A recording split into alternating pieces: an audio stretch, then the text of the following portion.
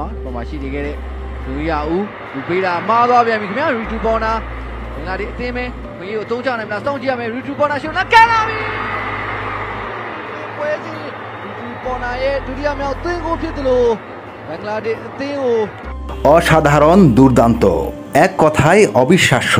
র্যাঙ্কিংয়ের ৭৩ ধাপ এগিয়ে থাকা দলের বিপক্ষে বাংলাদেশের জয় ভাবুন তো একবার বিষয়টা মিয়ানমার ফিফা র্যাঙ্কিংয়ে ৫৫তম স্থানে আর বাংলাদেশ ১২৮তম স্থানে সেই মিয়ানমারকে তাদেরই মাটিতে ২-১ গোলে হারিয়ে প্রথমবারের মতো নারী এশিয়ান কাপ ফুটবলের খেলা প্রায় নিশ্চিত করে ফেলেছে বাংলাদেশ দল টানা ২ ম্যাচ জিতে বাংলাদেশ এখন গ্রুপ সেরা এশিয়ান কাপের বাছাই পর্ব থেকে ৮ গ্রুপের চ্যাম্পিয়ন দল আগামী বছর অস্ট্রেলিয়ায় অনুষ্ঠেয় এশিয়ান কাপের মূল পর্বের টিকিট পাবে বাহরাইন বাংলাদেশের চেয়ে ৩৬ ধাপ এগিয়ে ছিল সেই বাহরাইনকে বাংলাদেশ উড়িয়ে দেয় ৭-০ গোলের বিশাল ব্যবধানে মূলত সেই ম্যাচ থেকেই বাংলাদেশ আত্মবিশ্বাসের জ্বালানি পেয়ে যায় বাংলাদেশের মেয়েদের কাছে র্যাঙ্কিং কোনো বিষয় না সেটার প্রমাণ আজও তারা রাখল মিয়ানমারের মাটিতে মিয়ানমারের বিপক্ষে খেলে প্রতি ম্যাচেই প্রতিপক্ষের জন্য আতঙ্কের নাম হয়ে উঠছেন বাংলাদেশের ঋতুপর্ণা চাকমা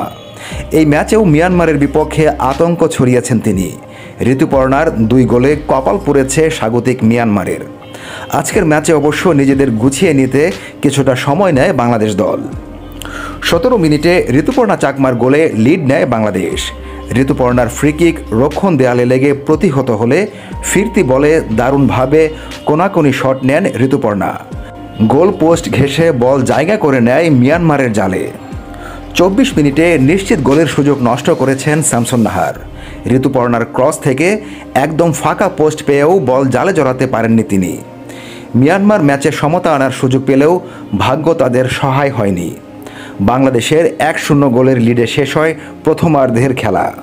৬৯ মিনিটে আবারও গোলের নিশ্চিত সুযোগ নষ্ট হয় বাংলাদেশের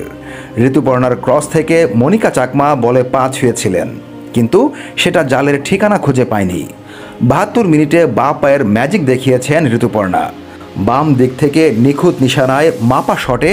মিয়ানমারের গোলরক্ষকের মাথার উপর দিয়ে বল পাঠিয়ে দেন জালে উল্লাসে মেতে ওঠে বাংলাদেশ দল তবে ৮৯ মিনিটে ১ গোল শোধ করে বাংলাদেশে কিছুটা ভীতি ছড়িয়েছিল মিয়ানমার কিন্তু শেষ রক্ষা হয়নি তাদের রেফারির বাঁশি বাজার সাথে সাথেই বিজয় উল্লাসে মাতে বাংলাদেশ জাতীয় নারী ফুটবল দল ৫ জুলাই গ্রুপের শেষ ম্যাচে বাংলাদেশ মুখোমুখি হবে তুর্কমেনিস্তানের এস আলম শিপলু খেলা প্রতিদিন।